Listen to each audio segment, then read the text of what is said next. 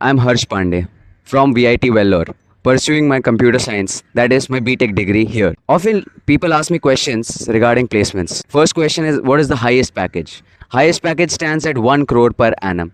The average package stands at around 14.8 to 15 LPA per annum. Talking about median packages stand at around 8 LPA per annum.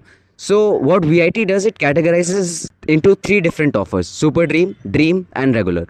Super Dream are those offers wherein you get the packages above 30 lakhs.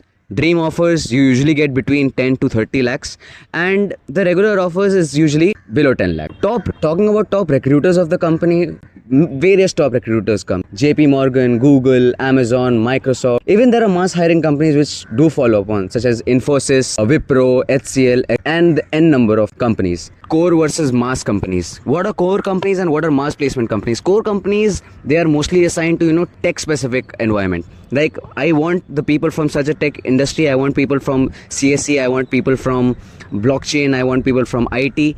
These are what core companies are. They are looking for that appropriate and the suitable guys. Whereas mass companies come into those companies who take in a bunch of people and then they again get the best out of those people. The most dominant one are the mass based companies. They get around 300 to 400 people per batch. Core based companies, they are limited in number, but the value of packages which they have, very amazing. Is the placement cell active? Yes. Referring to VIT, there's a placement cell in VIT which is specifically for us students. CDC, Career Development Center. In this Career Development Center, multiple things go on, from recruitment drives to training to coding hackathons, even issuing patents at some times. This platform is offered to us by VIT. Usually the placement drive starts at 6th semester. The training period, the internships, everything starts at 6th semester, and this is when the VIT plays a huge role. VIT gives us that platform wherein we as students can access these utilities. Speaking about internships, on campus, off campus, both drives are there. Multiple